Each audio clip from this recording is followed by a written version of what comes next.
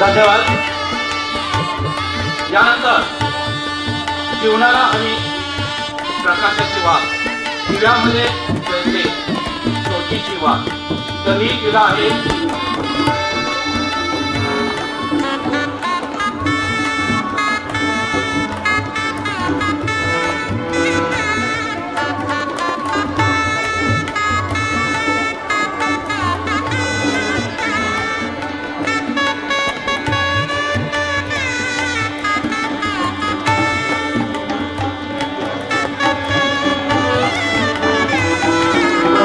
व मान्यवरांच्या शुभ हस्ते या ठिकाणी दीपप्रज्वलन व प्रतिमा पूजन संपन्न होत आहे।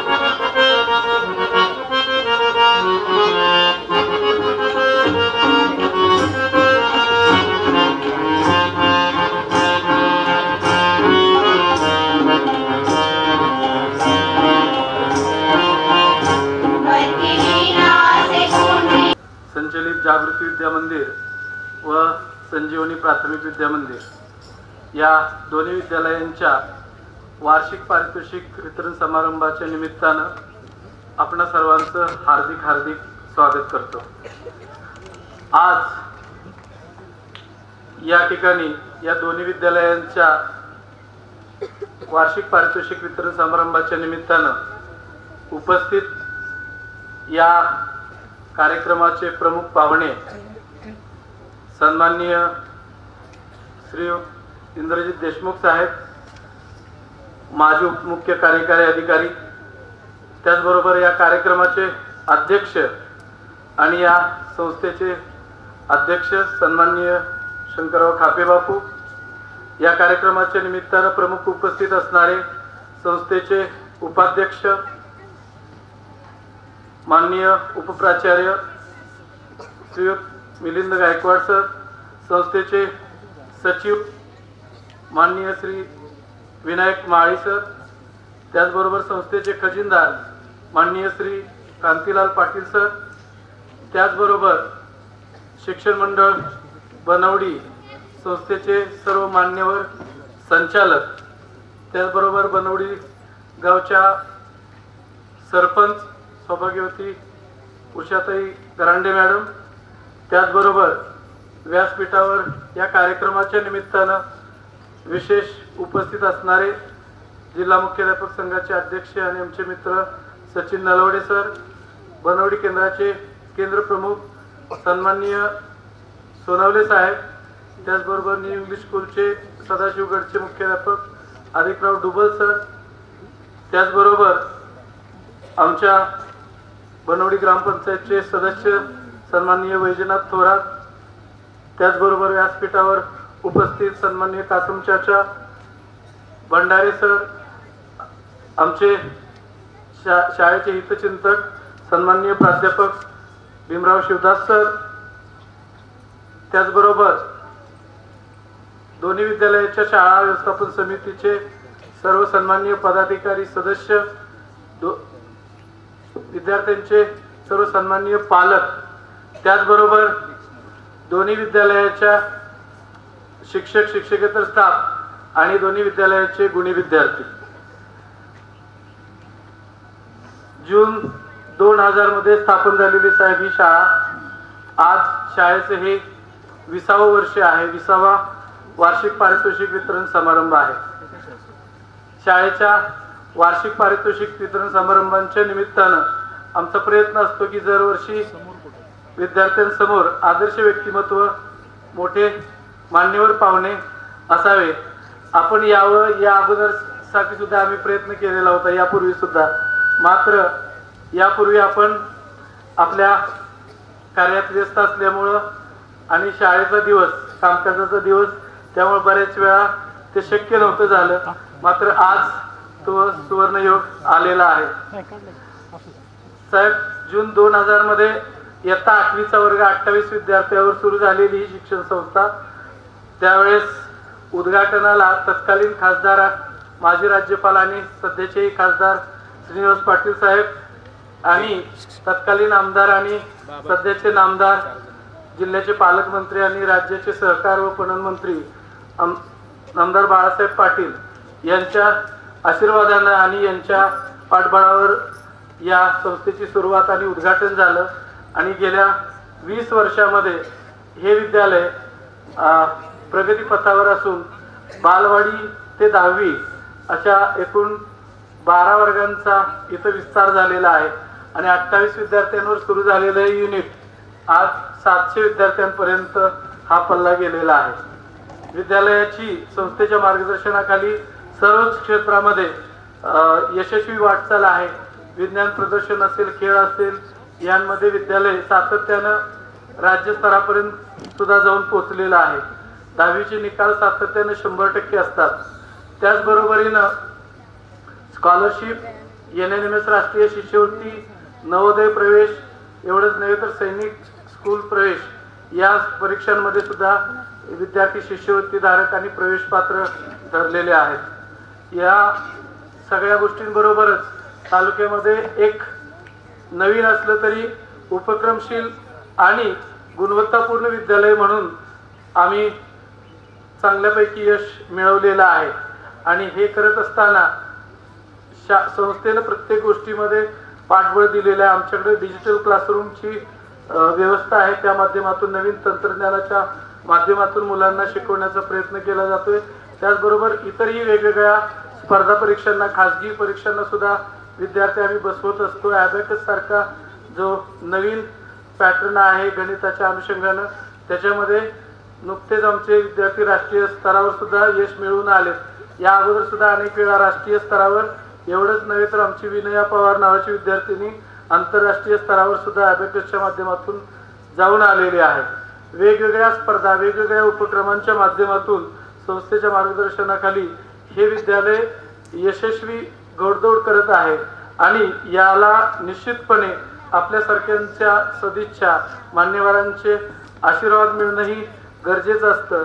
आणि आजच्या या पारितोषिक वितरणाच्या निमित्तानं मुलंही खूप उत्सुक आहेत साहेब, पालक आणि आम्ही सगळेही आपल्या मुख्य मार्गदर्शनासाठी उत्सुक आहोत। आपण या ठिकाणी उपस्थित राहिला त्याबद्दल प्रमुख पाहुणे या नात्यानं आपलं व्यासपीठावरील सर्व मान्यवरांचं, व्यासपीठासमोरील सर्व मान्यवरांचं आणि सर्वांचं पुन्हा एकदा स्वागत करतो आणि माझं प्रास्ताविक परमनोगताला पूर्णविराम देतो। धन्यवाद। जय हिंद, जय महाराष्ट्र।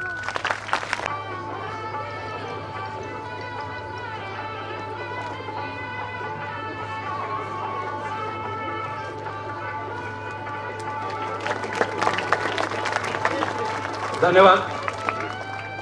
या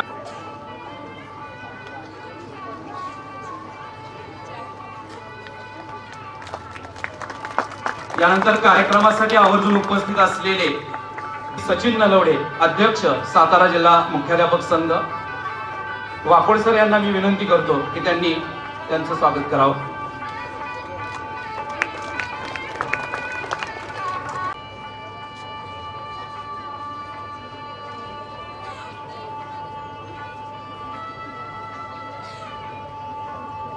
त्यानंतर माननीय प्राध्यापक श्री मिलिंद गायकवाड,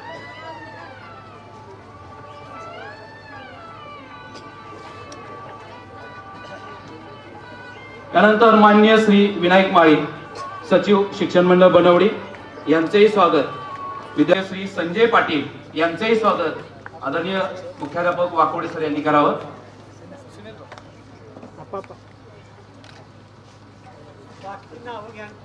स्वागत दोन्ही विद्यालयाचे मुख्याध्यापक चव्हाण सर आणि वाकोड सर यांनी करावं अशी मी त्यांना विनंती करतो. त्यानंतर माननीय श्री डुबल सर, मुख्याध्यापक न्यू इंग्लिश स्कूल सदाशिवगड यांचेही स्वागत चव्हाण सर यांनी करावं. त्यानंतर विविध स्पर्धा घेतल्या जातात. तसेच काही विद्यार्थी शालाबाह्य परीक्षेसाठी सुद्धा प्रवेश होतात आणि यशस्वी होतात. अशा विद्यार्थ्यांना प्रोत्साहन मिळावे यासाठी अनेक दात्यांनी बक्षिसे दिली आहेत. त्या दात्यांची नावे पुढील प्रमाणे: वक्तृत्व स्पर्धा व सुंदर हस्ताक्षर स्पर्धा यासाठी जागृती पतसंस्था बनवडी यांच्याकडून रोख रक्कम दिली जाते. तसेच गुणवंत विद्यार्थी व विद्यार्थिनी तसेच उत्कृष्ट खेळाडू व उत्कृष्ट धावपटू यांच्यासाठी यशोदा दूध संकलन कुमारी सई सचिन करांडे या विद्यार्थिनीच्या सुंदर हस्ताक्षर स्पर्धेमध्ये द्वितीय क्रमांकाला आहे. याही बक्षिसाचे रोख रक्कम व प्रमाणपत्र असे स्वरूप आहे. टाळ्यांचा गजर कंटिन्यू केला. तसेच चिरंजीव विराज मधुसूदन घोडके सुंदर हस्ताक्षर स्पर्धेमध्ये तृतीय क्रमांक आलेला आहे. टाळ्या कमी नाही झाल्या पाहिजे. त्यानंतर कुमारी प्रांजल निवास करंडे हिचा वक्तृत्व स्पर्धेमध्ये प्रथम क्रमांक आलेला आहे. तसेच यावर्षीची गुणवंत विद्यार्थिनी म्हणून सुद्धा या विद्यार्थिनीची निवड झालेली आहे. यासाठी ट्रॉफी, रोख रक्कम व प्रमाणपत्राचे बक्षीस आहे. जोरदार टाळ्या वाजवायच्या. टाळ्यांवर टॅक्स नाहीये, भरपूर टाळ्या वाजवायच्या आहेत मुलांसाठी.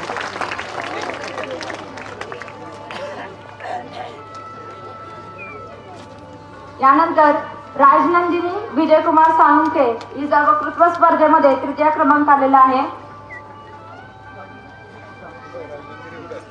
राजनंदिनी जाधव पहिलीतली. पटकन चला विद्यार्थ्यांनी नाव घेतल्यानंतर. यानंतर कुमारी सृष्टी सचिन वाघमारे हिची उत्कृष्ट धावपटू म्हणून निवड करण्यात आलेली आहे.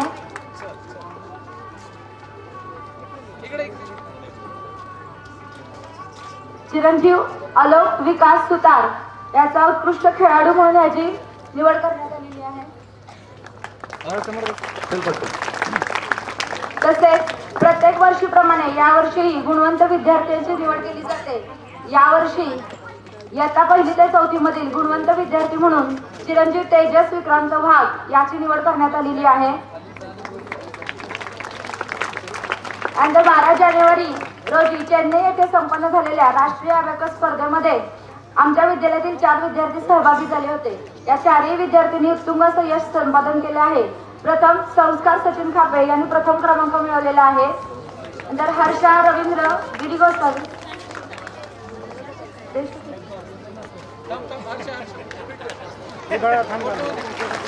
या मुलांनी पूर्ण देशामध्ये क्रमांक मिळवलेले आहेत. हर्षा रवींद्र गिरीगोस्वामी या विद्यार्थीचा द्वितीय क्रमांक आलेला आहे. आणि अनिष्का संदीप साळुंखे या विद्यार्थिनीचा तृतीय क्रमांक आलेला आहे. टाळ्यांच्या गजरामध्ये दाद द्यायचे. आणि पूर्वी संदीप साळगावकर याही विद्यार्थिनीचा 5वा नंबर आलेला आहे. प्रत्येक वर्षी इयत्ता 1ली ते 4थीच्या वर्गातून गुणवंत वर्ग निवडला जातो. या वर्षीचा आदर्श वर्ग म्हणून इयत्ता 4थी अ चा वर्ग निवडलेला आहे. आणि या वर्गाच्या वर्ग शिक्षिका सौ पाटील मॅडम यांना मी विनंती करते की त्यांनी हा फिरता चषक वर्गाचा स्वीकार करावा. आणि 2 विद्यार्थी चौथीतले वाहक तेजस ये आलोक. चला पटकन. टाळ्या वाजवायच्यात आपण भरपूर.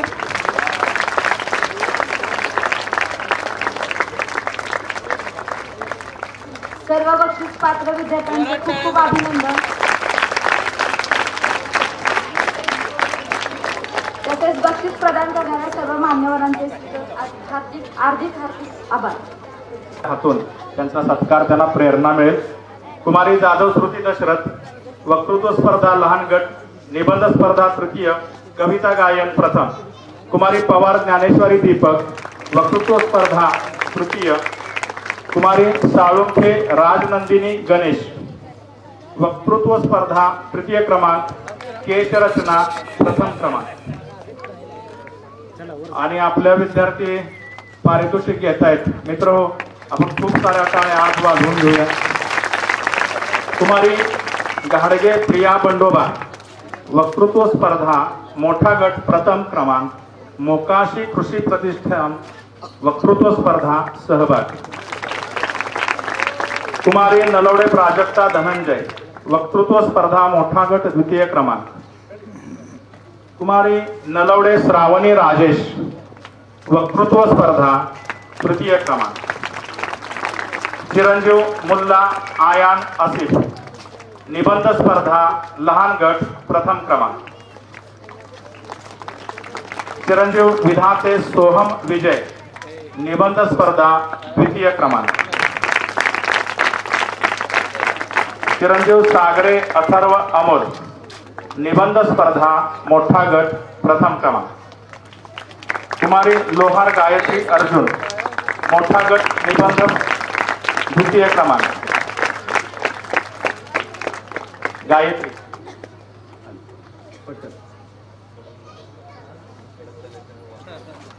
निकम विद्या अधिकराम, निबंध स्पर्धा आणि मेहंदी स्पर्धा द्वितीय क्रमांक.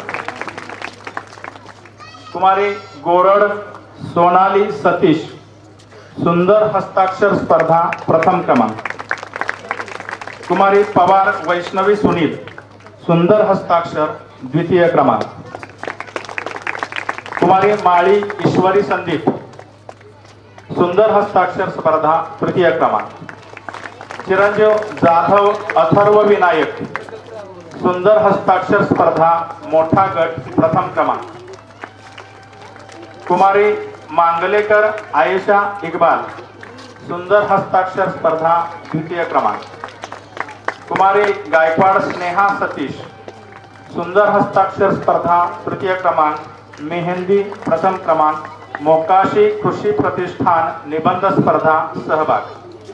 कुमारी इंगवले सानिका नामदेव, मोकाशी कृषी प्रतिष्ठान वक्तृत्व स्पर्धेत उत्तेजनार्थ रोख बक्षीस.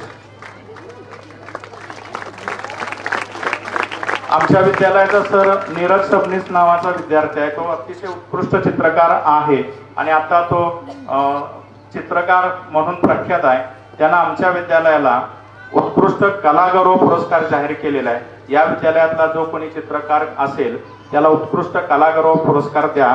या वर्षीचा कलागौरव पुरस्कार जातोय चिरंजीव खरात संयोग कैलास, अतिशय छान मोकाशी प्रतिष्ठान चित्रकला स्पर्धेत द्वितीय क्रमांक आहे. नृत्य कलामध्ये प्रथम क्रमांक आहे. 500 रुपयाचं बक्षीस त्याला मिळालेलं आहे.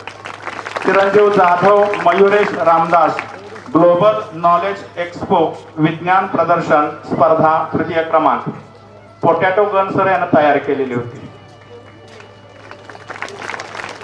तालुकास्तरीय RSP कवायत संचलन स्पर्धा झालेली होती. आमच्या विद्यालयाला प्रथम क्रमांक मिळालेला होता. चला लीडर चला.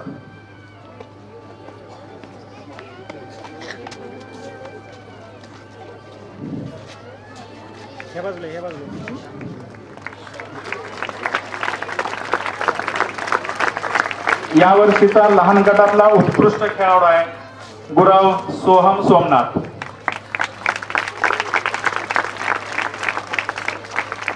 लहान गट मुली उत्कृष्ट खेळाडू कुमारी Nalawade Madhuri Appaso.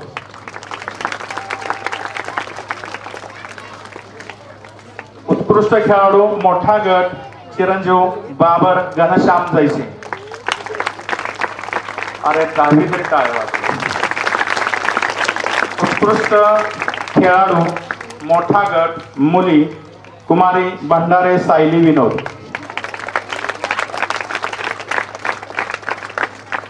Best student of the year मुलीमध्ये कुमारी जाधव श्रावणी सुहास. टाळ्या वाजवायचे.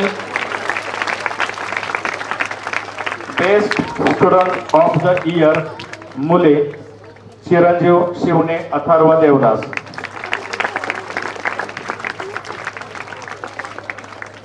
आदर्श वर्ग लहान गट कोण असू शकेल. इयत्ता 7वी विद्यार्थी आणि वर्ग शिक्षिका. थोडेच विद्यार्थी आणि वर्ग शिक्षिका. हॅलो चला लवकर चला.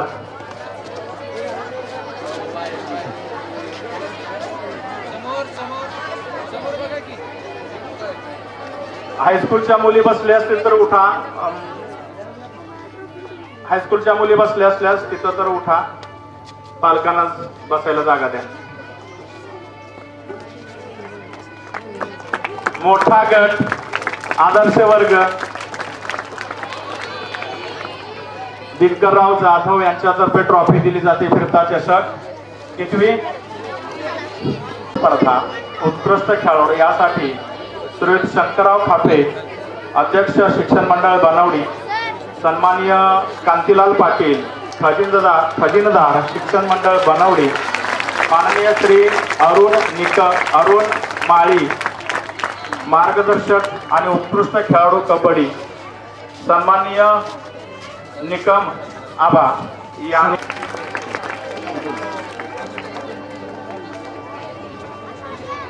त्यानंतर माननीय प्राध्यापक श्री मैपती शिवदास यांनी विद्यालयाच्या वरांड्यामध्ये फरशी जी बसवलेली आहे ती भेट दिलेली आहे आणि त्याचबरोबर विद्यार्थ्यांना हिंदी मराठी आणि इंग्रजी मधील डिक्शनरी विद्यालयासाठी भेट दिलेली आहे.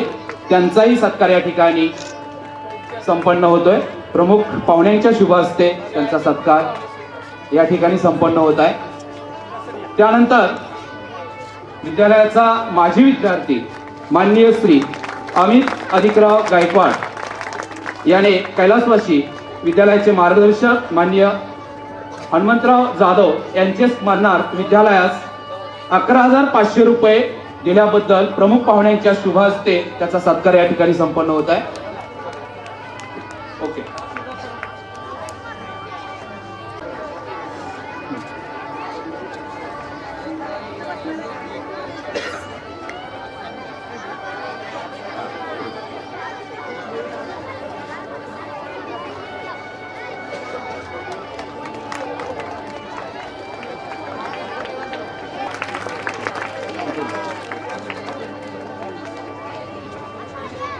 त्यानंतर माननीय प्राध्यापक श्री मैपती शिवदास यांनी विद्यालयाच्या वरांड्यामध्ये फरशी जी बसवलेली आहे ती भेट दिलेली आहे आणि त्याचबरोबर विद्यार्थ्यांना हिंदी मराठी आणि इंग्रजी मधील डिक्शनरी विद्यालयासाठी भेट दिलेली आहे. त्यांचाही सत्कार या ठिकाणी संपन्न होतोय. प्रमुख पाहुण्यांच्या शुभ हस्ते त्यांचा सत्कार या ठिकाणी संपन्न होत आहे.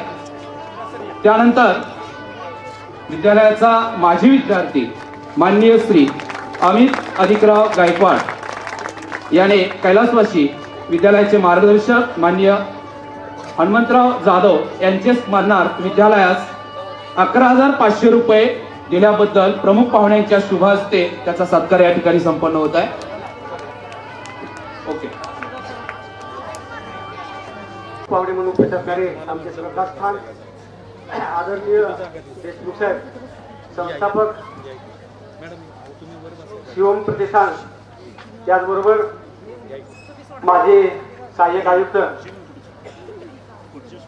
संस्थेचे सर्व पदाधिकारी ग्रामपंचायतीचे सर्व पदाधिकारी काकाला थोडासा वेळ द्यायचा त्यामुळे मी सर्वांचा नामोल्लेख करत नाही. या ठिकाणी असणारे सर्व मान्यवर साहेब खरं म्हणलं तर आपण कराडला ज्यावेळेला गटविकास अधिकारी म्हणून काम करत होता त्यावेळेपासून आम्ही तुमच्या सहवासात होतो आणि तुमच्या सहवासात असल्यामुळं तुम्ही समाज सुधारणेचा जो वसा घेतलेला आहे तो सर्व महाराष्ट्रभर किंबहुना भारतभर आपण कार्य करत आहात. परंतु आम्हाला एवढं जरी कार्य करता नाही आलं तरी आम्ही आमच्या छोट्याशा गावामध्ये थोडंसं तुमच्यातील काही गुण घेऊन काम करण्याचा आम्ही प्रयत्न केला. या ठिकाणी बनवडी आणि पार्ले या परिसरामध्ये माध्यमिक विद्यालयाची सोय नव्हती. मुलांना उगलेवाडी किंवा कराडला जाणं सर्वच मुलांना शक्य नव्हतं. अलीकडची आत्ताची परिस्थिती वेगळी आहे, परंतु त्यावेळेला पालक मुलीनंतर विशेषतः कराडला आणि उगलेवाडीला पाठवत नव्हते आणि मुलांचं सुद्धा 7वी पासून शिक्षण पुढचं होत नव्हतं. पर्यायाने मुलं व्यवसाय नोकरीच्या मार्गाला जात होते.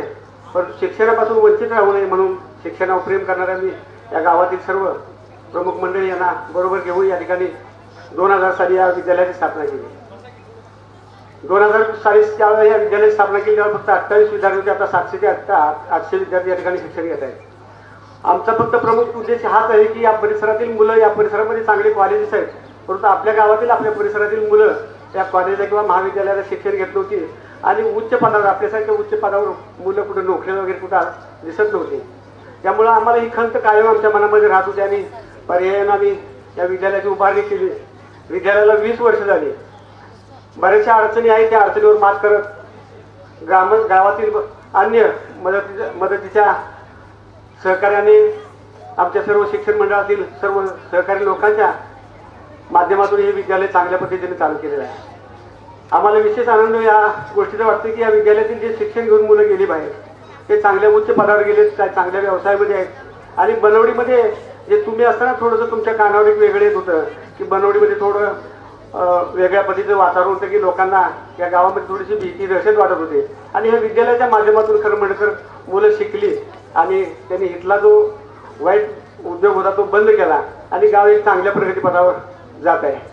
खरं म्हणलं तर आम्ही तुमच्या सहवासात जास्त नाही, आम्हाला खंत आहे की तुमच्याबरोबर काम करण्याचा योग यावा, परंतु तुम्ही या गावामध्ये जास्त लक्ष दिल्यामुळे मला आपल्यासमोर येता येत नाही. खरं तर मी तुमची दिलगिरी व्यक्त करतो. आपण जो महाराष्ट्रभर किंवा भारतभर जो कार्यक्रम आपण करत आहात त्यामध्ये आमचा हातभार लागत नाही. मी प्रामुख्यानं विशेष असं गाडीवाडीला वगैरे कार्यक्रम असतात त्यावर येण्याचा प्रयत्न करतो. 5-6 वेळा तिथं आला असेल. आमच्या विद्यालयातील विद्यार्थी जे आहेत ते विद्यार्थी आपल्या बालसंस्कार शिबिर असेल, वेगवेगळे उपक्रम असतील, त्या उपक्रमाच्या हजर असतात आणि त्या माध्यमातून थोडंसं एक संस्कारक्षम त्याच्यावर एक चांगलं वातावरण त्यामधून निर्माण होत आहे. या शाळेमधले उपक्रम जर बघितले तर शाळाबाह्य विविध उपक्रम आहेत.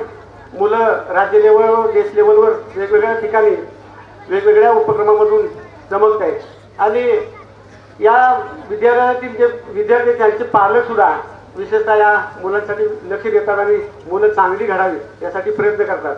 विद्यालयामधील विद्यार्थी, शिक्षक आणि पालक या सर्वांचं जर विद्यार्थी घडवण्यामध्ये जर योगदान असेल तर निश्चितपणानं विद्यार्थी हे चांगल्या पद्धतीने घडतात. आम्हाला विशेष आनंद आहे की हे विद्यार्थी या ठिकाणी चांगल्या पद्धतीने शिक्षण घेत आहेत आणि चांगले या बनवडी आणि बनवडी परिसरातील युवक घडत आहेत. मी जास्त काही बोलत नाही. काकांना या निमित्तानं खरं म्हटलं तर आमचा 12 दिवसाचा माणूस होता की काकांनी या ठिकाणी यावं. गेल्या वर्षी काही कारणानं या ठिकाणी आले, परंतु त्यांनी सांगितलं एक वेगळा काहीतरी कार्यक्रम घ्या, निश्चितपणे आम्ही तुम्हाला वेळ देतो. आज खरं तर तुम्ही या ठिकाणी वेळ दिला. मी आमच्या या विद्यालयाच्या वतीने शिक्षण संस्थेच्या वतीने खरं म्हणतं आपलं मनापासून आपल्याला धन्यवाद देतो. खरं तर आपल्यासारख्यांचे पाय या विद्यालयाला लागावे, या परिसराला लागावे आणि विद्यार्थ्यांना आपल्यासारख्या आदर्श व्यक्तिमत्वाच्या मार्गदर्शन मिळावं हा आमच्या पाठीमागचा उद्देश होता. आपण आल्याबद्दल मी पुन्हा एकदा आपल्याला मनापासून धन्यवाद देतो आणि माझे 2 शब्द संपवतो. जय हिंद, जय महाराष्ट्र. धन्यवाद बापू. या कार्यक्रमाचे या संस्थेचे संस्थापक बापू, अध्यक्ष, उपाध्यक्ष, सर्व पदाधिकारी, सर्व बंधू भगिनी, बऱ्यापैकी संख्येमध्ये उपस्थित असणाऱ्या आया आणि खूप कमी संख्येमध्ये उपस्थित असणारे बाप, कारण अशा कार्यक्रमासाठी त्यांना वेळ नसतो आणि सगळं काही आईवरच टाकून ते आपल्या कामासाठी व्यस्त असतात. दीदी आणि दादा, इथं मला 2-3 गोष्टीचा खूप आनंद झाला की वक्तृत्व स्पर्धा, निबंध स्पर्धा, चित्रकला स्पर्धा, अबॅकस या सगळ्या क्षेत्रामध्ये मुलं आहेत. बऱ्याच शाळेमध्ये गेले की ती प्रत्येक वर्गातील 3च मुलं पुढे असतात. पहिला, दुसरा, तिसरा नंबरचीच मुलं पुढे असतात. मग प्रश्न पडतो की माझ्यासारख्या ज्याला अजिबातच गती नाही त्या मुलाचं काय करायचं? बापूंनी सांगितलं की सगळ्या क्षेत्रामध्ये आमची मुलं चमकायला पाहिजे.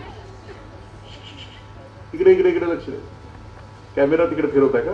नाही ना, इकडे लक्ष द्यायचं. इकडे इकडे आई वडील मागं आहेत आणि त्यांना समजलं पाहिजे की आपली लेकरं खूप एकाग्र चित्तानं ऐकतायत. मी घरी गेल्यानंतर आई वडिलांनी विचारलं काय सांगितलं त्या आलेल्या पाहुण्यानंतर सांगता आलं पाहिजे. मी म्हटलं की सर्व क्षेत्रामध्ये आपल्याला झेप घ्यायची असं बापूंची इच्छा आहे शाळेतून. सगळ्या क्षेत्रामध्ये झेप घेत असताना माझ्यामध्ये मी कोण लपलेला आहे? माझ्यामध्ये व्यापारी आहे, माझ्यामध्ये शेतकरी आहे, माझ्यामध्ये नेता आहे, माझ्यामध्ये अधिकारी आहे, माझ्यामध्ये डॉक्टर आहे, माझ्यामध्ये वकील आहे. या सगळ्या गोष्टीची जाणीव शाळेमध्येच व्हायला लागते. खूप कमी लोकांना समजतं की माझ्यामध्ये कोण आहे. त्याला एक खूप छान शब्द आहे, एक छान वाक्य आहे मराठीमध्ये की आपल्यातला राजहंस शोधणं. म्हणजे माझ्यामध्ये जे कोणी निसर्गानं काही जादा दिलंय ते जादा दिलेलं माझा शोध करणं. अन्यथा बऱ्याच वेळेला असं होतं की दुसरा सांगतो म्हणून आम्ही जगत राहतो, दुसरा सांगतो म्हणून शिकत राहतो.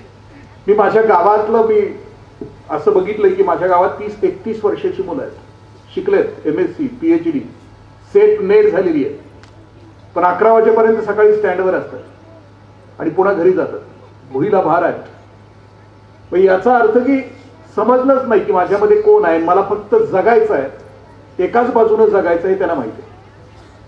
प्रश्न असा आहे दीदी आणि दादांनो की मला घोळक्यातला व्हायचा आहे, मला सामान्य म्हणून जगायचं की असामान्य म्हणून जगायचं. मग घोळक्यातलं म्हणून जगायचं असलं तर मी इथं का आलो, शाळेत का आलो, माझ्यामध्ये नक्की कोण लपलंय त्या सगळ्याचा शोध घेणं.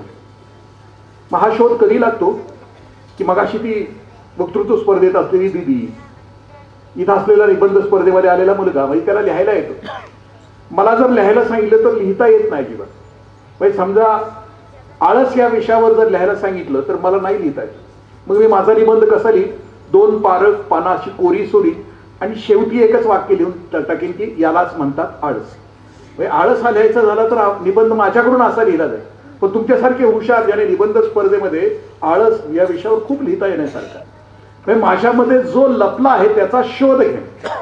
माझी खूप लाडकी काही उदाहरणं आहेत की ती समजण्यासारखी आहे. कार्तिकी गायकवाड नावाची मुलगी आहे. ही कार्तिकी कोण आहे? गायिका. तिला गाता येतं, निसर्गानं तिला गाणं दिलं. ती जर तुमच्या माझ्यासारख्या आईवडिला, माझ्यासारख्या आईवडिलांच्या पोटी जन्माला आली तर माझ्यासारखं आई वडील काय म्हणाले, गाणं सोडून दे, डॉक्टर हो, वकील हो, इंजिनियर हो, प्राध्यापक हो, नोटा छापणारी मशीन हो आणि तू जग. पण ते तिचं जगणं होणार नाही, तिला जगण्यातला आनंद नाही मिळणार. पण कार्तिकी माझ्या पोटी जन्माला आली, ती गायक आहे हे मला लहानपणीच समजलं, शाळेतल्या शिक्षकांना समजलं. तर मग ती भविष्यामध्ये मोठं होण्यासाठी म्हणजे गायिका होण्यासाठी प्रयत्न करेल. तिला निसर्गानं जादा काय दिलंय? गळा दिलाय. गळा काय दिलंय?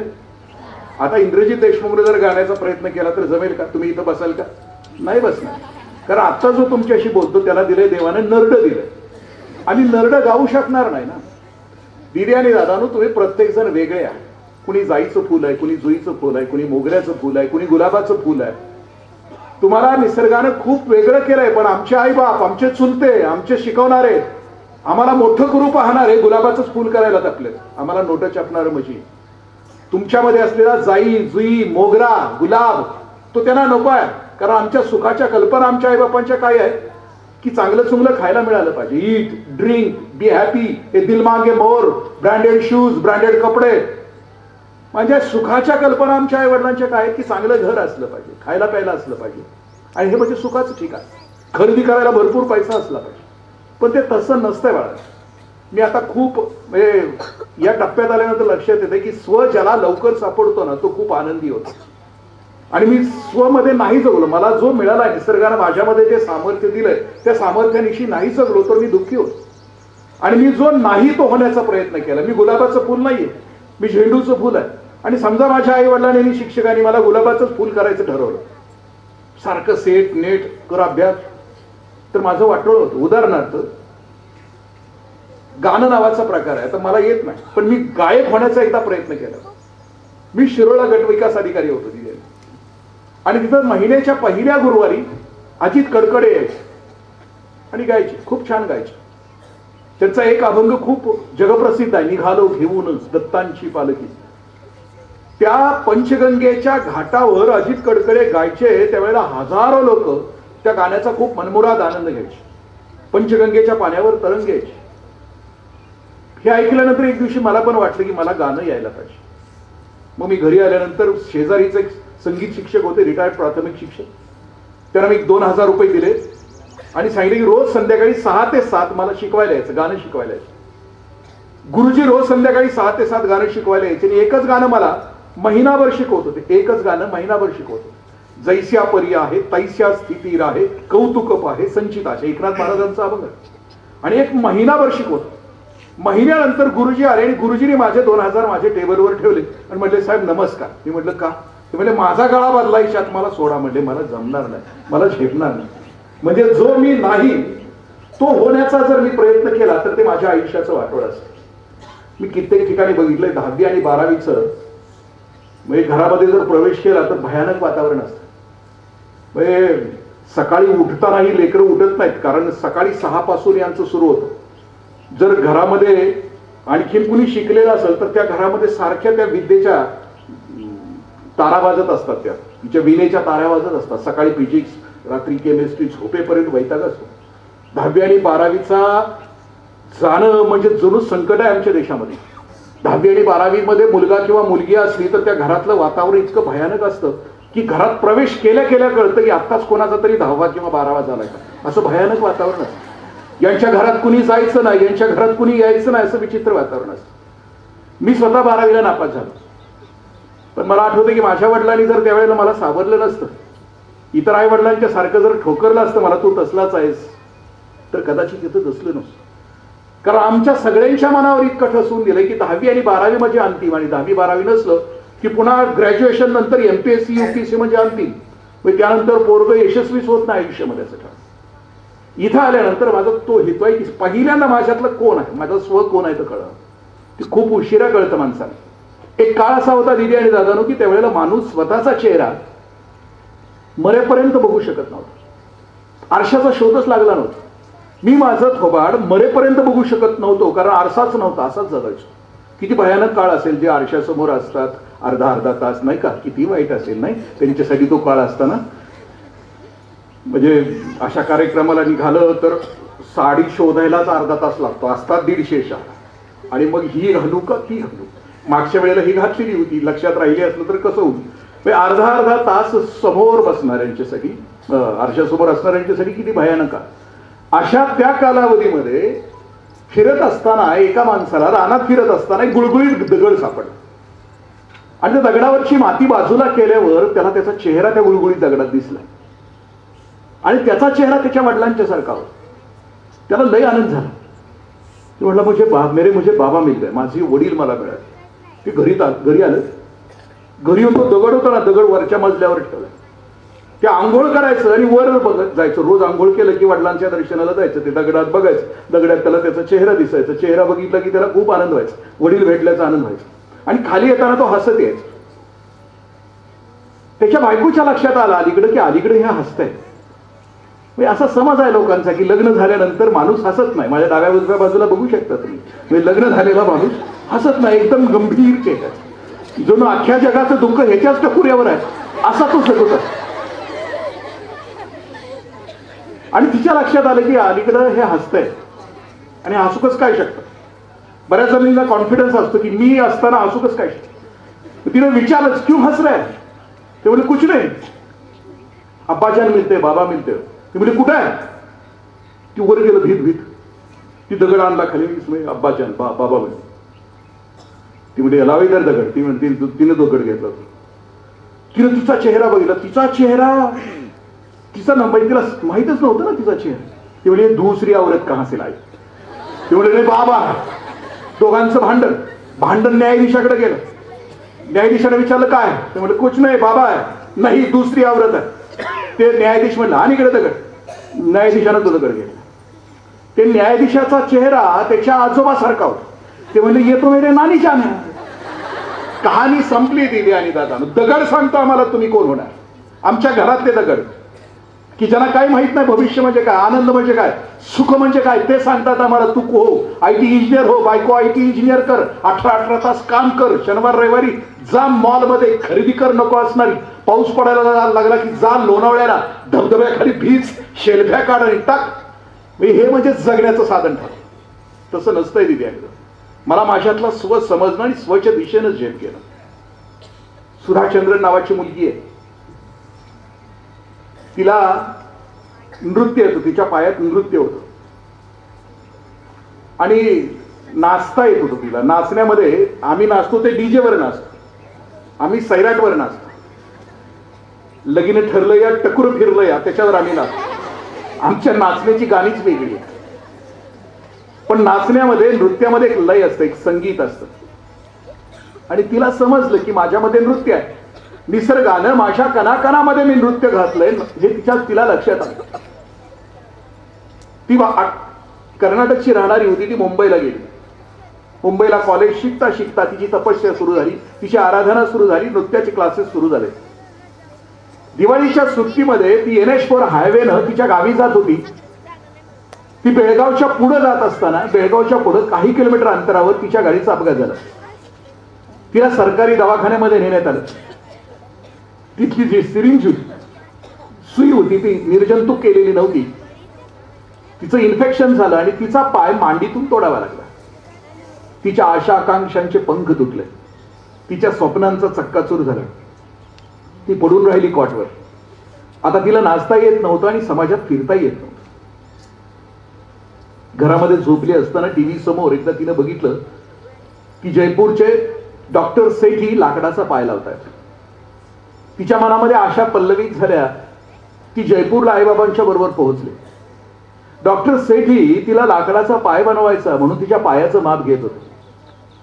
माप घेत असताना सुधानं प्रश्न विचारला की डॉक्टरना, डॉक्टर तुमच्या लाकडाच्या पायाने मी उभी राहीन, चालू शकेन, पण मला एक सांगा की तुमच्या लाकडाच्या पायानं मी नाचू शकेन का?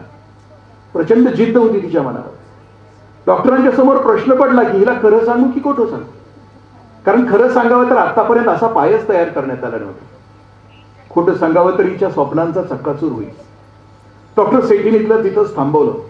भारताचे माजी राष्ट्रपती डॉक्टर APJ अब्दुल कलाम यांना एक पत्र लिहिलं की माझ्याकडे एक जिद्दी पोरगी आली, तिला पाय नाहीये पण तिचं स्वप्न आहे नृत्य करण्याचं, आपल्याला तिच्यासाठी पाय तयार करायचं.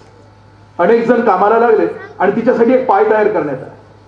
प्लॅटिनमच्या प्लेट्स तयार करण्यात आल्या, स्प्रिंग्स तयार करण्यात आल्या, त्याला बफर्स तयार करण्यात आले आणि तिचा पाय तयार करण्यात आला की ज्या पायानं ती नृत्य करू शकेल. तिची साधना सुरू झाली. ती मुंबईला गेली होती, त्यावेळेला एक नृत्य बघण्यासाठी षण्मुखानंद हॉलमध्ये गेली होती आणि तिनं स्वतःचं एक स्वप्न रंगवलं होतं. याच षण्मुखानंद हॉलमध्ये मी नृत्य करते, 3 तासाचा परफॉर्मन्स देते आणि परफॉर्मन्स संपल्यानंतर संपूर्ण सभागृह तिला मानवंदना देते. हे स्वप्न होतं ते.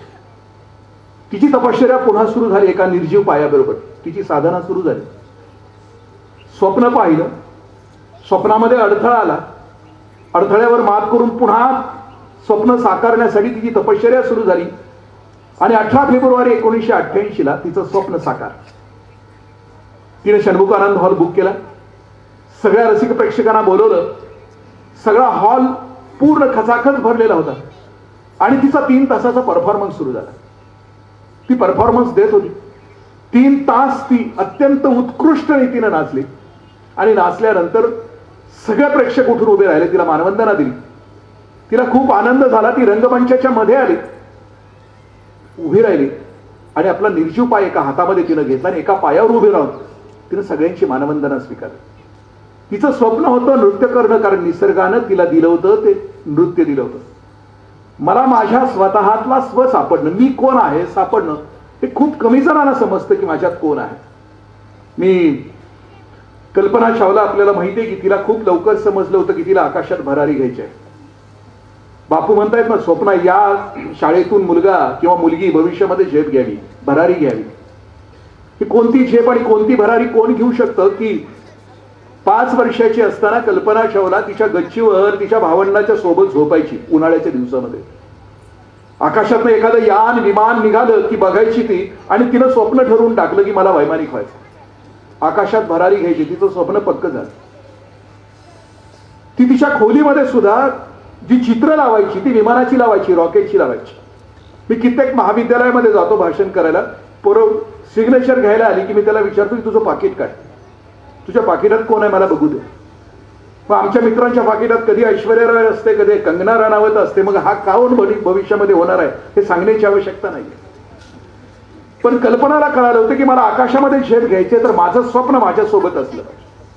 तिच्या स्टडी रूमच्या टेबलवर, काचेवर, तिच्या भिंतीवर सगळीकडं तिने रॉकेट आणि विमान लावले, चित्र लावले. रात्रंदिवस ती स्वतःचं स्वप्न वयाच्या 5 वर्षापासून ते चित्राकडे बघून ठरवत होती, काम करत होती. 10वी झाली, 12वी झाली, एरोनॉटिक्स इंजिनिअरिंगची पदवी तिनं पूर्ण केली, अमेरिकेला पोहोचली. जॉन पिरे नावाच्या तरुणाबरोबर ती विमान उडवायला शिकली आणि आता तिला अवकाशात जायचं होतं. ज्याला अवकाशात जायचं ना तो निर्भय असावा लागतो. कॉक्रोचला घाबरणार, पालीला घाबरणार नाही जात. कुत्र भुंकलं की आई गो करणार नाही जात. वर्ष जरासं जरी काय झालं तरी अंगावर काटाव, भित्र जातच नाही. मग सगळ्यात शेवटची परीक्षा असते, ज्याला अवकाशामध्ये जायचंय ना तो निर्भय असावा लागतो. निर्भय याचा अर्थ की मृत्यूच्या क्षणाला सुद्धा त्याचा मेंदू शाबत असावा लागतो.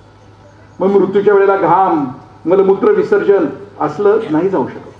मग ही निर्भयतेची परीक्षा कशी असते? काळी एक रूम असते, रूम मध्ये अंधार. मग त्या रूम मध्ये कधी डोळ्यावर प्रकाश, कधी कानावर कानठेळ्या वाजवणारा आवाज. त्या खोलीमध्ये असं वातावरण तयार करण्यात येतं की जणू पुढच्या क्षणाला मृत्यू. आणि मृत्यू ज्या वेळेला वातावरण निर्माण होते की आता मृत्यू होणार आहे त्यावेळेला प्रश्न विचारला जातो. म्हणजे मृत्यूचा क्षण समोर असताना सुद्धा जो उत्तर देऊ शकतो, ज्याचा मेंदू संतुलित आहे, तो अवकाशामध्ये जातो. त्या परीक्षेमध्ये कल्पना यशस्वी झाली, अवकाशामध्ये गेली. पहिली यात्रा तिची पूर्ण झाली. पहिली यात्रा, अवकाश यात्रा तिची सुरू असताना पृथ्वीच्या वर हजारो किलोमीटर दूर तिला मातृभूमीची आठवण झाली, भारत मातेची आठवण झाली. ती अवकाशात असताना तिनं कॅप्टनला सांगितले की कॅप्टन, मला माझा देश बघायचा. पृथ्वीच्या कक्षेच्या वर, भारत मातेच्या वर यान आल्यानंतर कॅप्टननी तिला बोलून घेतलं आणि त्या कॉम्प्युटरवर तिला भारत माता ती दाखवत होते. त्या कॉम्प्युटरवर दिसत कशी होती मातृभूमी तुमची माझी? तो चेंडूच्या आकाराची पृथ्वी, बंगालचा उपसागर, हिंदी महासागर, अरबी समुद्राच्या वर गेलेला तो द्वीपकल्प आणि त्या चेंडूच्या आकाराच्या त्या पृथ्वीच्या मध्ये बरोबर भारत. ती अवकाशामध्ये जाणार होती ना, त्याच्या अगोदर काही दिवस तिने चित्रपट बघितला होता आणि त्या चित्रपटातलं गाणं तिला आठवायला लागलं. भारत देश दिसत असताना तिच्या मनातलं ते गाणं मनातल्या मनात हजारो किलोमीटर दूर गुणगुणत होत. ए दुनिया एक दुल्हन दुल्हन एक माथे की बिंदिया, ये मेरा India, I love my India, वतन मेरा इंडिया. इंडिया शब्दाचा अर्थ आहे दीदी आणि दादानं INDIA, लॉंग फॉर्म आहे I never delay in action. ज्याला आयुष्यामध्ये यशस्वी व्हायचं आहे ना त्याला कृतीमध्ये कधी उशीर नसतो करायचा. दुसरी यात्रा कल्पना चावलाची सुरू झाली, अवकाशामध्ये गेली. पृथ्वीवर तिचं यान पोहोचणार होतं. काही कालावधी शिल्लक होतं. 35 मिनिटाचा अवकाश होता. जग तिची वाट पाहते. गावातल्या तिच्या मैत्रिणी, इस्रो, नासा, टीव्हीवर सगळेजण तिची वाट बघत होती की आता ती येते. 35 मिनिटाचा अवकाश होता, पण तिचं यान अवकाशामध्ये फुटलं. ती नाही येऊ शकली. तिच्या घरच्यांशी, सगळ्यांशी माझं नातं आहे. पुण्याला असताना ते माझ्याकडे यायचे. आताही कोल्हापूरला असताना येऊन गेले तिचे वडील, पापाजी. माझी मुलगी लहान होती आणि कल्पनाचे आई वडील ज्या वेळेला घरी आले तेव्हा माझ्या मुलीनं काही प्रश्न विचारले ते लहान असताना की कशी होती तुमची पोरगी, मंटू कशी होती? तिला मंटू घरी, मंटू दिदी कशी होती? एक बाप आपल्या मुलीचं कर्तबगारी सांगत होता. दिदी आणि दादांना असं म्हटलं जातं की बाप समजायचं असला तर मुलगी व्हावं लागतं आणि आई समजायचं असलं तर मुलगा व्हावा लागतो. एखाद्या बापाला 4 पोरी असल्या, 3 पोरी सुखाच्या घरी नांदत असल्या आणि 1 पोरगी दुःखाच्या घरी नांदत असली तर बाप ज्या पोरी सुखाच्या घरी नांदतायत ना त्याच्या घरी जात नाही, पण जिले दुःखाच्या घरी नांदते ना तिच्या घरी आठवड्यात एकदा जाऊन आल्याशिवाय राहत नाही. पापाजी आपल्या पोरीची कहाणी सांगत होते. ते म्हटले की ज्या वेळेला तिचं अवकाशयान अंतराळामध्ये फुटलं त्यावेळेला तिच्या श्रद्धांजलीच्या कार्यक्रमाला आम्ही अमेरिकेला गेलो होतो. 7 टेकडीच्या पायथ्याशी तिचा कार्यक्रम संपन्न होत होता श्रद्धांजलीचा. हजारो युवक उपस्थित होते, अमेरिकेचे राष्ट्राध्यक्ष उपस्थित होते आणि श्रद्धांजलीचा कार्यक्रम सुरू असताना कोपऱ्यामध्ये 200-300 मुलं मोठ्यानं रडत होती. कार्यक्रम संपला. आम्ही त्या मुलांच्या जवळ पोहोचलो आणि त्या मुलांना विचारलं की बाळानं तुम्ही का रडता? त्या मुलांनी उत्तर असं दिलं की आम्ही सगळे अनाथ आहोत. मांटू दिदी गेले 7 वर्ष आमचा सांभाळ करीत होते. दिदी आणि दादानं पुढची आणखी 1-2 मिनिटं अंगावर शहारे आणतात की मुलगी काय असू शकते पराक्रमी, जगली कशी उत्तुंग, जगली कशी अफाट. पापाशी म्हटलं मी घरी गेलो तर माझ्या घरी गेल्यानंतर मी माझ्या पोरीची सगळी खोली सगळं घर तपासलं की तिची इस्टेट काय. तिच्या कपाटामध्ये फक्त 3च कपडे सापडले. ती 3च कपडे वापरायची. आयुष्यभरामध्ये तिनं कधीच मेकअप केला नाही चेहरा. पापाजी सांगत होते तिनं या गोष्टीवर फालतू गोष्टीवर कधी खर्चच नाही केला. तिला दिलेला पॉकेट मनी लहानपणापासून ती सांभाळायची आणि एखाद्या गरीब मुलाला देऊन टाकायची. तिच्या वेळेला दुसऱ्या वेळेला अंतराळामध्ये जाणार होती. आता त्यावेळेस तिला नीतीचा करार कळाला होता. तिच्या पासबुकवर 2 दिवस अगोदर $20 लाख शिल्लक होते आणि तिला नीतीचा करार कळाला होता की कदाचित आता येणं होणार नाही. म्हणून जायच्या आदल्या दिवशीच $20 लाख कल्पनानं अमेरिकेतल्या सगळ्या अनाथ आश्रमाला वाटून टाकले. पापाजी सांगतात की माझी पोरगी माझ्यापेक्षा मोठी झाली. तिला कळालं होतं कशासाठी जगायचं. तिला फक्त असं जगायचं नव्हतं तुमच्या माझ्यासारखी. सोमवारी जन्माला यायचं, मंगळवारी मोठं व्हायचं, बुधवारी लग्न करायची, गुरुवारी पोरुष, शुक्रवारी आजारी, शनिवारी लईच आजारी आणि आयतवारी मरायचं. असलं तथाकथित जीवन जगायचं नव्हतं. सामान्य ती असामान्य जगत होती. आणि लास्ट शिक्षणाच्या प्रेरणा तुमच्या माझ्या ज्याला यशस्वी व्हायचं ना, यश मिळवण्यासाठी सगळ्या प्रेरणा संपल्या तर सगळ्यात महत्वपूर्ण प्रेरणा कोणती असते? आपल्या घरातच असतात. दारिद्र्य, प्रतिकूल परिस्थिती, आणखी कुठल्या गोष्टी शिक्षणापासून माणसाला वंचित ठेवू शकत नाही. त्याच्या मनामध्ये जिद्द असेल, इच्छा असेल तर तो त्याच्या आयुष्यातलं सर्वस्व प्राप्त करतो. मी एक शेवटचीच कहाणी सांगतो की मी आता जी गोष्ट आपल्याशी शेअर केली की ज्याला शिकायचं आहे, ज्याला यश मिळवायचं आहे, ज्याला आपल्या आयुष्यामध्ये काहीतरी प्राप्त करायचं आहे, त्याच्यासाठी स्काय इज द लिमिट, आकाश त्याच्यासाठी मर्यादा आहे. पण त्याची ती प्रेरणा तितकी उत्तुंग असायला तुम्हाला खेचू शकत नाही. कित्येक जण म्हणजे MPSC मध्ये 5-6 अटेम्प्ट दिल्यानंतर सुद्धा खचून जातात. 2-3 अटेम्प्ट नंतर खचून जातात. खरं तर प्रेरणा कमकुवत असतात किंवा संघर्ष कमी पडतो असं. आता जीवाचे काम करून शेवटची 5 मिनिटं मी जे आता सांगतोय ना कहाणी, मी आता जे सांगितलं ना तेच. सलील खान नावाचा मुलगा दिदी आणि दादा 12वीच्या बोर्डाच्या परीक्षेमध्ये 2001 साली पहिला आला. तो धारावीच्या झोपडपट्टीत राहायचा, खूप दारिद्र्यात राहायचा आणि तो पहिला आला. त्याचे प्राध्यापक त्याचा सत्कार करायला त्या झोपडपट्टीमध्ये पोहोचले. धारावीच्या झोपडपट्टीतला तो प्रवास, प्राध्यापकांचा, दुर्गंधी मुलकाची कलकलाट, डासाने भरलेली झोपडी, नाकाला रुमाल लावून प्राध्यापक पोहोचले त्या झोपडीमध्ये. आणि झोपडीत गेल्यानंतर ते तिथली दौलत बघत होते, ऐश्वर्य बघत होते. सलीलचं 2 सतरंज्या होत्या, एक स्टोव होता, काही शिजवायचं साहित्य होतं आणि पुस्तकं पडलेली होती. एवढंच झोपडीत होतं. सत्कार केल्यानंतर प्राध्यापकांनी प्रश्न विचारला सलीलला, सलील एवढ्या प्रतिकूल परिस्थितीमध्ये तू पहिला कसं काय? सलीलनं दिलेलं उत्तर, आता तो बोलतोय प्राध्यापकांशी. तो म्हणतो की सर, मी 7वीत होतो आणि माझी बहीण 4थीत होती. माझे वडील माथाडी कामगार होते. 7वीत असताना माझे वडील जग सोडून निघून गेले. आई एकटीच. आईची जिद्द होती आम्हाला शिकवायची म्हणून आई शेजारच्या अपार्टमेंट मध्ये धुण्या भांड्याचं काम करायला जायची. आई सकाळी जायची ते संध्याकाळी यायची. दिवसभर पाण्यात असायची. जिथं दुपार होईल तिथं शिळा तुकडा खायची, पण जिद्दीनं काम करायची, पैसे आणायची, सर आम्हाला शिकवायची. पण दिवसभर पाण्याच्या सहवासानं एक दिवस आई आजारी पडली. तिनं अंथरूण पकडलं. तिची सर्दी टीबीवर गेली.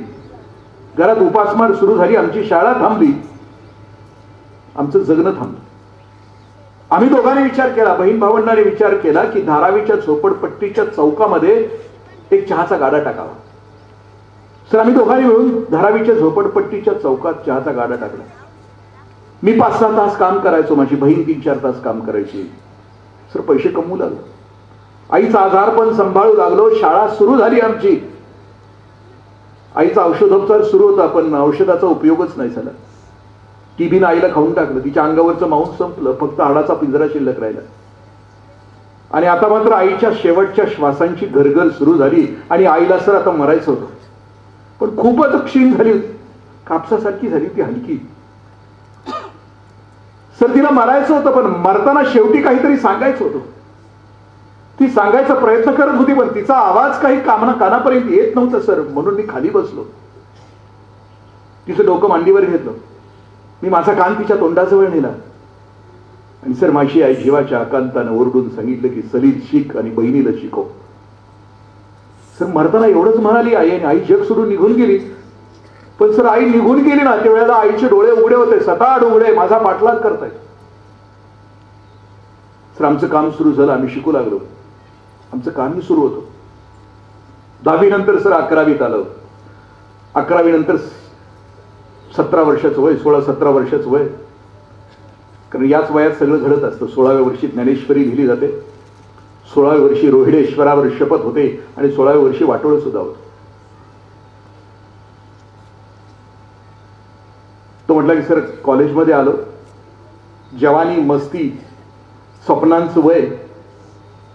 सर कॉलेजमध्ये आल्यानंतर मला पण वाटायचं की इतर श्रीमंतांच्या पोरांच्या सारखं कॉलेजची मजा करावी, क्लास बुडवावा, कॅन्टीनमध्ये बसून वडापाव खावा, क्लास बुडवावा, मॅटिनीला जावं, क्लास बुडवावा, एखाद्या श्रीमंत पोराच्या पाठीमागं बसून शायनिंग मारावी सर वाटायचं.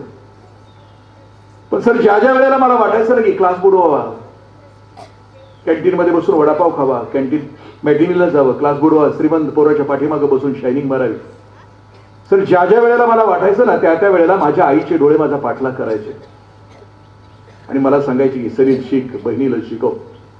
सर माझ्या पतण्याच्या, माझ्या बिघडण्याच्या, माझ्या चुकीच्या मार्गाने जाणाऱ्या माझ्या आयुष्याच्या प्रत्येक क्षणाला माझ्या आईच्या डोळ्यांनी आणि माझ्या आईच्या शब्दांनी मला सावरलं.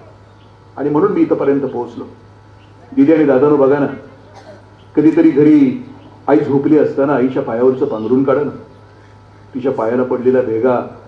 कधीतरी बापाकडे बघा ना, तुम्ही शिकावं म्हणून रात्रंदिवस कष्ट उसाभरे करणारा बाप कधीतरी बघा ना. आणि मग शाळेत आल्यानंतर लक्षात येईल की मला इथं कशासाठी यायचं, मी इथं कशासाठी यायचं, मला काय करायचं, मी इथं कशासाठी यायचं, मी शाळेत कशासाठी यायचं आणि विश्वामध्ये कशासाठी. आमच्यासाठी की आम्ही कशासाठी आलो, आम्ही वरचे खालचे सगळे आहे ना, आम्ही जगण्यासाठी आलो. तर जगणं चांगलं का नाही करायचं, आम्ही लबाडीनं, खोटेपणानं का जगायचं, बेईमानीनं, गद्दारीनं, भ्रष्टाचारानं का जगायचं.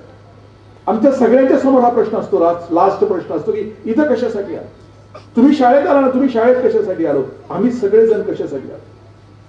2 विषय महत्वाचे. इथं आल्यानंतर सुद्धा व्हॉट्सअप चालू असतं अनेक लोकांचं, मग लक्षात येतं की इथं कशासाठी आलो. अजून जर मित्र आणि मैत्रिणीशी चॅटिंग चालू असेल, लक्षातच येत नाही की आम्ही इथं कशासाठी.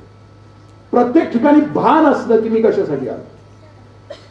एका देशाचा संस्थानिक वयोवृद्ध झाला आणि त्यानं ठरवलं की आपला एक राजा या देशाला नवा राजा नेमायचा, त्याला संतती नव्हती. त्यानं निर्णय घेतला की आपल्याच राज्यातला एक मुलगा निवडायचा, त्याला शिकवायचं आणि त्याच्या हातामध्ये राज्य द्यायचं. राजा निवडण्यासाठी त्यानं मग एक कमिटी नेमली. कमिटी म्हणजे काम कमी आणि ती ज्यादा म्हणजे कमिटी असं म्हटलं जातं.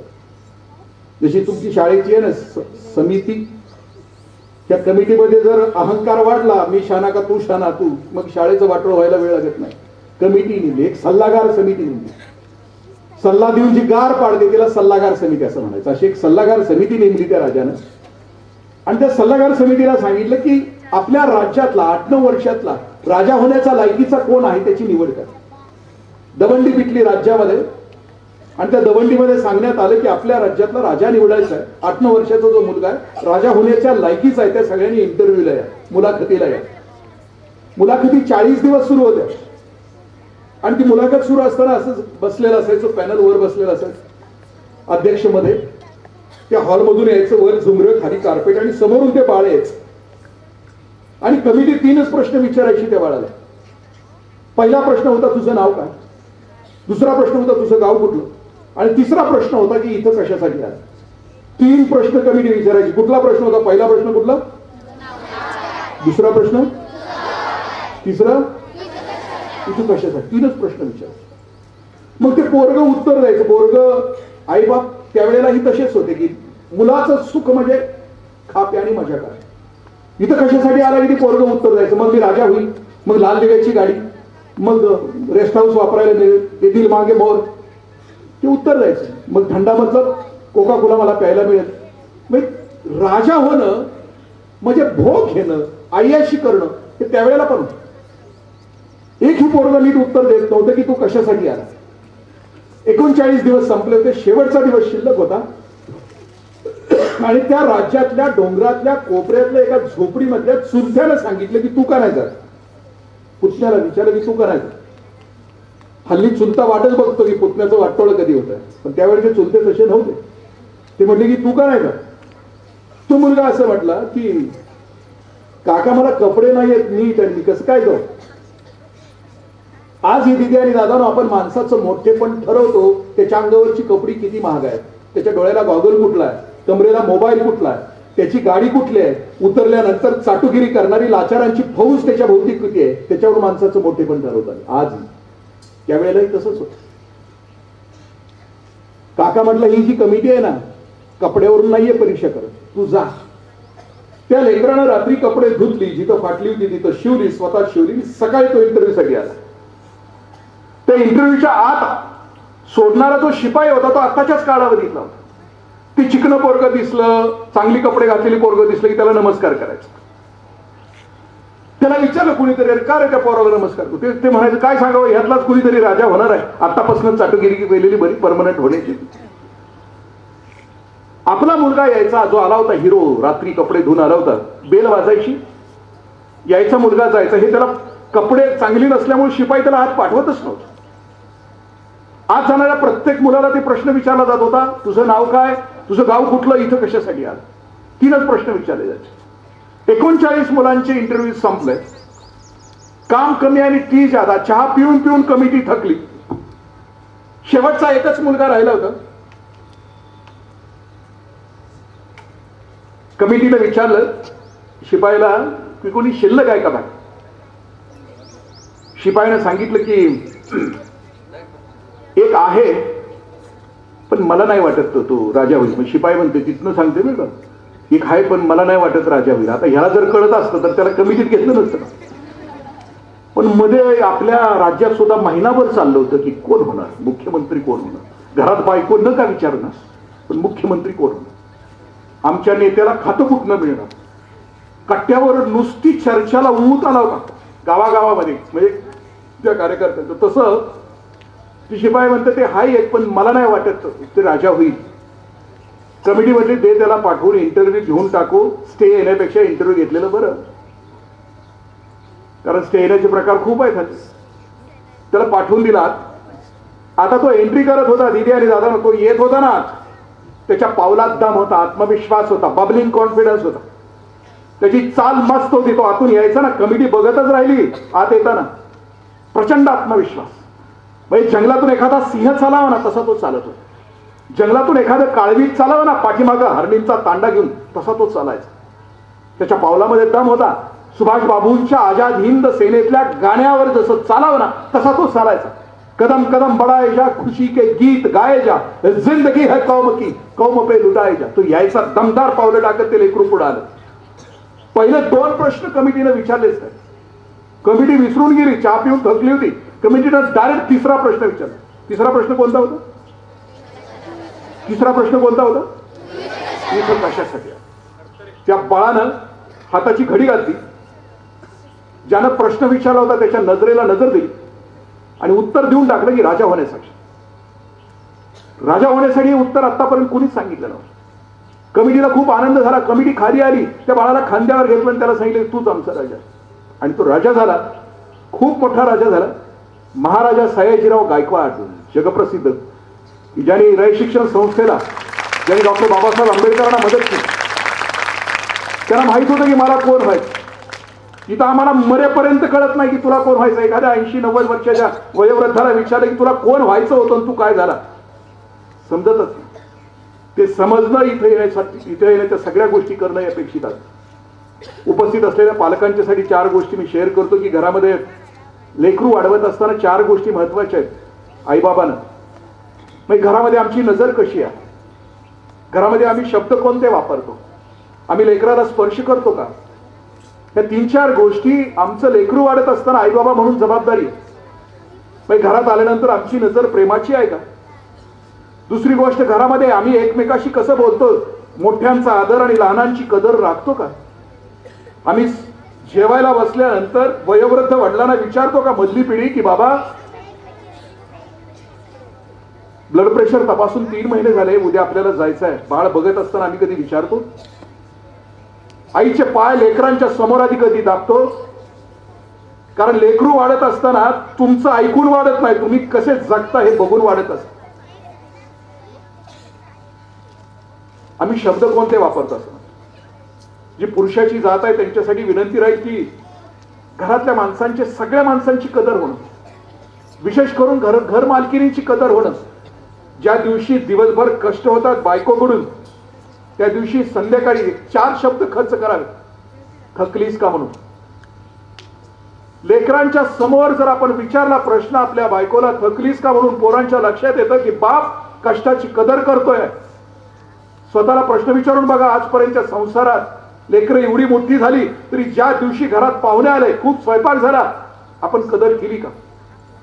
घरात बायकोचा वाढदिवस असताना, तुमच्या लग्नाचा वाढदिवस असताना 3 शब्द खर्च केले का? आय लव्ह यू, मी तुझ्यावर प्रेम करतो.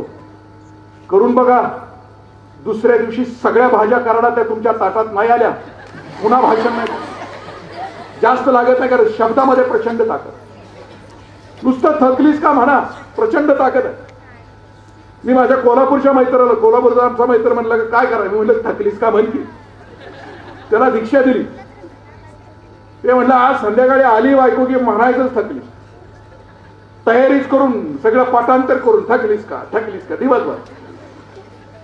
बायको यायला उशीर झाला, मसरू वज टकुऱ्यावर, लेकरू कामरला यायला उशीर झाला, मसरू दारात वज खाली टाकलं ना, एकदम शेवटल्याला तिला आज थकलीस का म्हणायचं विसर, हे तुझ्या आईला तुझ्या थकलीस का असं का होईना पण म्हणायला पाहिजे. 2 शब्द. आणखीन एक पुरुषाच्या जातीला विनंती आहे, बायकोचा फोन आला तर कधी कट नका करू. लबाडाचा फोन आला तर अर्धा तास बोलता तुम्ही. तुमच्या आयुष्य नासवणाऱ्या माणसाचा फोन आला तर अर्धा तास देता त्याला वेळ. तुमच्या बरोबर 7 पावलं चालून आल्यानंतर ती आडनाव विसरली, ती तिचा भूतकाळ विसरली, तुमच्या बरोबर 7 फेरे चालली काय, अवघा आयुष्य तुमच्या नावचं, कुंकू तुमच्या नावचं, मंगळसूत्र तुमच्या नावचं, आणि तिला तुमच्याशिवाय कोण आहे? कधीच फोन तिचा कट नका करू. राष्ट्रपतीचा फोन आला कट झाला तरी हरकत नाही, पण घरच्या राष्ट्राचा फोन आला तर कधीच कट करू नका. तिला फक्त तुम्ही का,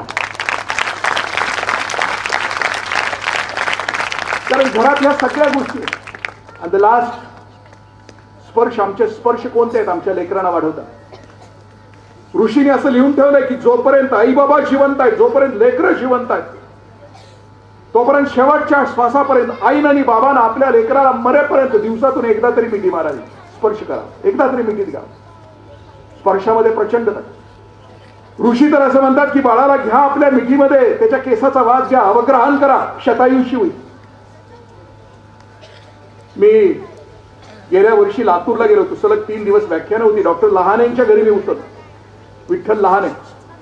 ते सकाळी 5:30 ला खाली हॉस्पिटलमध्ये उतरतात, 7 ला वर चढतात, दिवसभर कष्ट काम करतात. ते मला सांगत होते की मी संध्याकाळी सकाळी माझी ऊर्जा प्रचंड असते, म्हणजे माझ्या मोबाईलच्या 4च्या 4 काड्या, पण मी ज्यावेळेला वर चढतो त्यावेळेला मी सगळा डाऊन झालेला असतो, सगळी एनर्जी संपलेली असते, जशी आता तुमची संपलेली. मी जेव्हा वर चढतो त्यावेळेला 80 वर्षाची माझी आई, 85 वर्षाची अण्णा माझ्या समोर असतात. वर गेल्या गेल्या मी आईच्या कुशीत शिरतो, आईला घट्ट मिठी मारतो. 5 मिनिटात मी आईच्या कुशीत असतो. आईचा स्पर्श संपल्यानंतर मी ज्यावेळेला बाजूला होतो त्यावेळेस सकाळी जेवढी माझी ऊर्जा होती तेवढीच ऊर्जा माझी असते. जगातला सगळ्यात पॉवरफुल चार्जर कोण असेल तर आई आहे. आणि मग ह्या जर सवयी राहिल्या आपल्या घरामध्ये तर तुम्हाला तुमच्या वृद्धाश्रमाची वाट कायमची बंद होईल. लेकरं तुमच्या सोबत अनंत आयुष्यभर राहतील.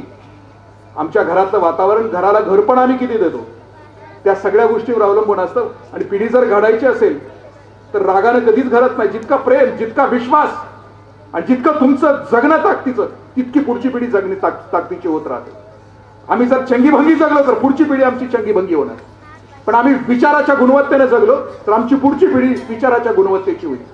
आई वडिलांच्यासाठी एवढंच, आणि दीदी आणि दादांच्यासाठी भविष्यात यशस्वी व्हा, यशवंत व्हा, जयवंत व्हा, कीर्तिवंत व्हा, शुभेच्छा देतो. मला इथं बोलवलं, ऐकून घेतलं, भर दुपारी ऊन असताना, मेंदू पातळ होण्याची शक्यता असताना सुद्धा त्याबद्दल आपल्या सगळ्यांचं ऋण व्यक्त करतो. आणि सगळ्या खूप आया आलेत, कदाचित हा कार्यक्रम संध्याकाळी असता, तुला पाहते रेच्या वेळेला तर कदाचित नसते आल्या आया, पण आपण आलात. किंवा अशा रंगल्या रात्रीच्या वेळेला कार्यक्रम असता तर पुरुष मंडळी आली नसती. त्या सगळ्या गोष्टीचा त्याग करून आपल्या लेकरांच्यासाठी आपण आलात. आपल्या सगळ्यांच्या पायावर डोकं टेकवतो. धन्यवाद. जय हिंद, जय महाराज. धन्यवाद. सूर शब्दांच्या ओठी आले की शब्दसुरांच्या ओठी कुठून जुळल्या पुन्हा न कळल्या या रेशीम गाठी. ऋणानुबंध ठाऊक नव्हते, एकमेकांना शोधित होते, नाते तसे जुनेच होते, आगमन झाले या शुभयोगाचे. नाते जुळले निमित्त होते आजच्या या वार्षिक पारितोषिक वितरण समारंभाचे. आजच्या या जागृती विद्या मंदिर आणि संजीवनी प्राथमिक विद्या मंदिर या दोन्ही विद्यालयाचा वार्षिक पारितोषिक वितरण समारंभ, या समारंभाला लाभलेले प्रमुख अतिथी, माजी उपमुख्य कार्यकारी अधिकारी आणि शिवम प्रतिष्ठानचे संस्थापक माननीय श्रीयुत इंद्रजितजी देशमुख साहेब, सर्वजण त्यांना प्रेमानं काकाजी म्हणतात. त्याने आपला अनमोल असा वेळ आपल्यासाठी दिला. त्यांच्या या पावन स्पर्शानं आपलं हे विद्येचं मंदिर पावन झालं. मी संस्था आणि विद्यालयाच्या वतीनं माननीय काकाजींचे मनपूर्वक आभार व्यक्त करतो.